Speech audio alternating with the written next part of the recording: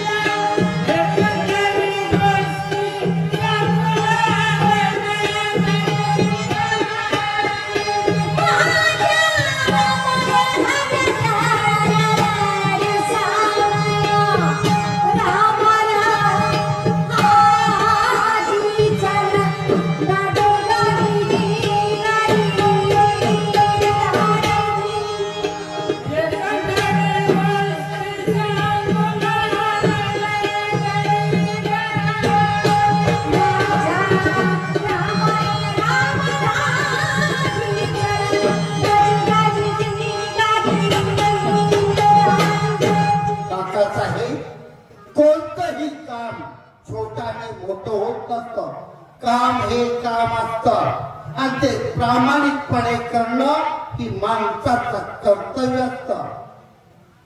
तेव्हा ही जबाबदारी आम्ही आपल्यावरती सोपवत आहे. तेव्हा तुम्हाला काय म्हणायचं आहे?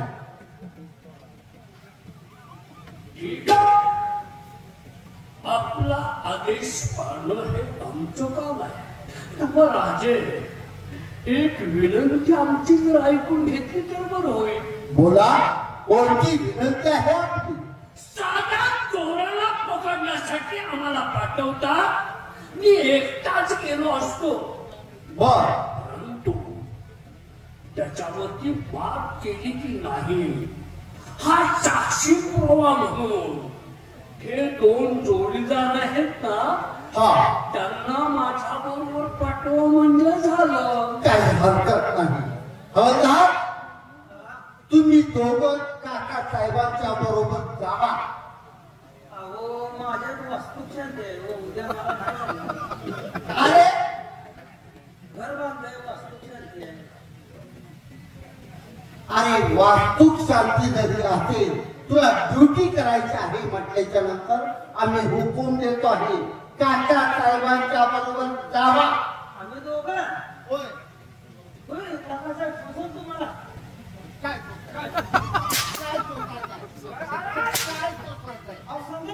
त्यांना चालतंय का? आमचा हुकूम आहे. शूरवीर आहेत, परंतु त्यांच्या सेवेसाठी त्यांच्या मदतीसाठी तुम्ही दोघांनी जायचं आहे.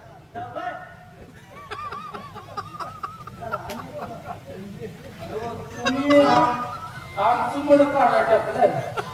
आमच्या जेव्हा सुपारी घ्यायला लागली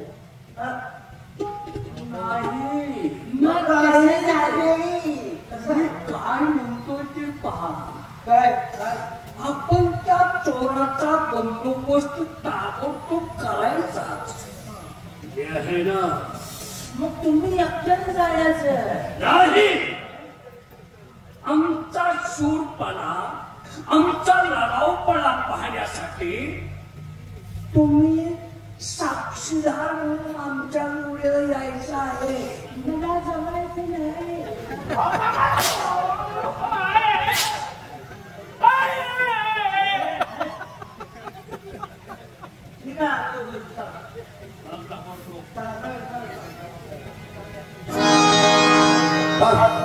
ही जबाबदारी फक्त काका साहेबांच्या सोपवलेली आहे. तोपर्यंत दरबारमध्ये दुसरा काय उद्योग असेल, एखाद्या माणसाची जर काय अडचण असेल तर ती पाहिली पाहिजे.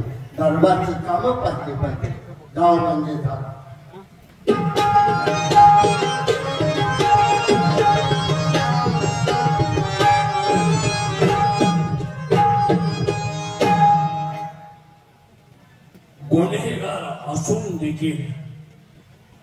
गुन्हेगार असून देखील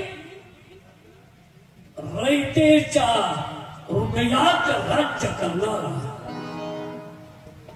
आया बहिणींना स्वतःच्या आया बहिणी सांभाळणारा, दुनियेची लूट करून गोरगरिबांची घरं चालवणारा तो कोण असेल? त्याचं काय? त्याचं नाव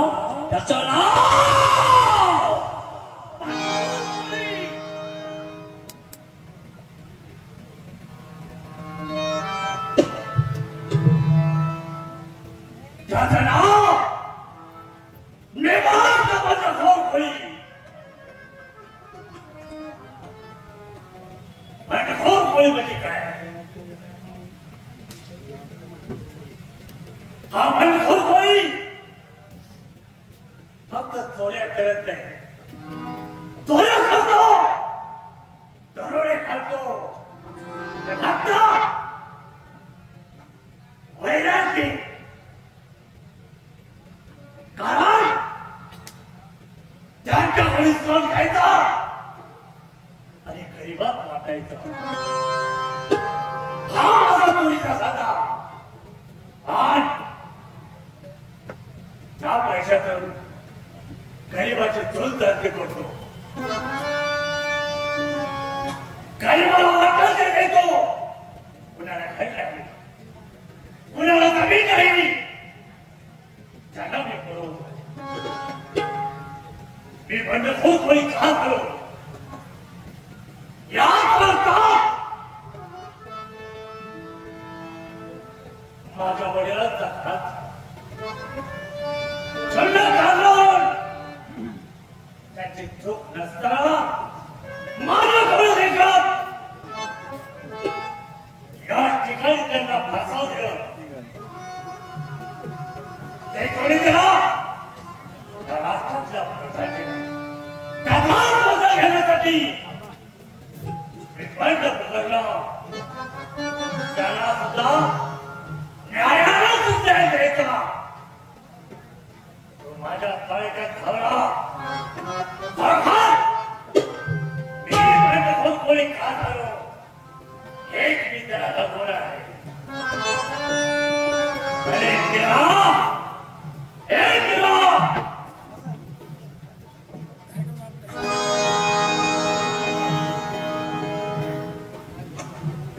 काय दादा नव्हताही आवडून काढलीस तुला बघितलं ना खरखर माझा साथीदार आहे. माझा भाव आल्यासारखं वाटतंय. का वाटणार नाही दादा? मला लहानाचं मोठं तुझ्या जवळ आम्ही झालो. मी कोण कुठला माझ्या जातीचा पक्का माहीत नसणार आहे का? अनाथ मुलाला जवळ घेतलास, त्याला लहानाचं मोठं केलं, त्याला या जगात कसं जगायचं याचं ज्ञान दिलंयस. मग का माझी आठवण होणार नाही? बरोबर आहे.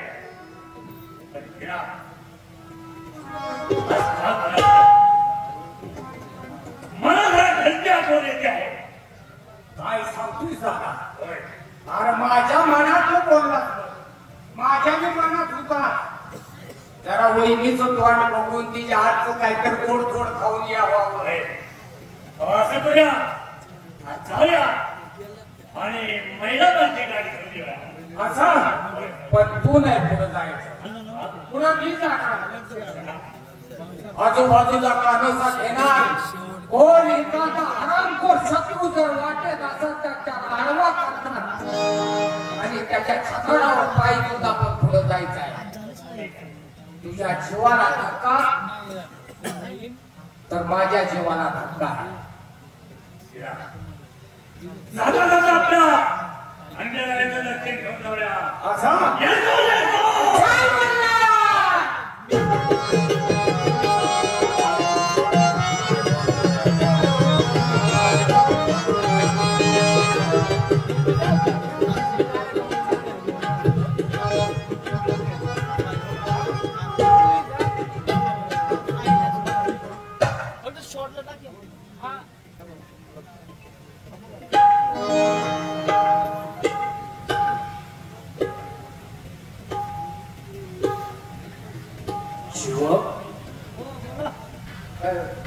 आपण तर जंगलात आलोय.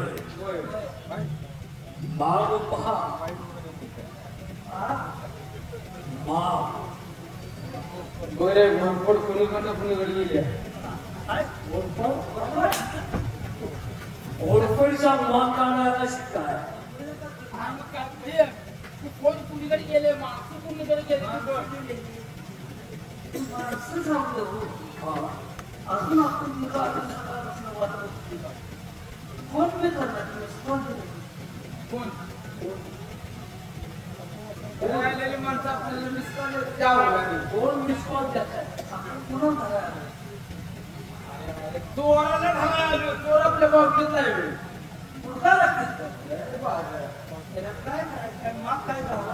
हरामखोरानं नेवाळच्या खोऱ्यात बंद पुकारलं. त्या व्यक्तीला पकडण्यासाठी आलोय आपण. जंगलात जायचा मी तुम्हाला हात उठे केलं करतो. मला सोडून लई लांब जाऊ नका. मला गेल्या महिन्यात खार उठण्यात आणलाय तेव्हापासून घेतली मी.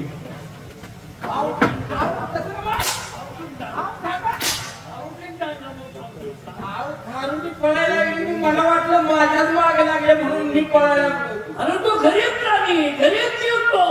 माझ्या मागे लागलेलं नाही मग चालता वाटतो. जाऊ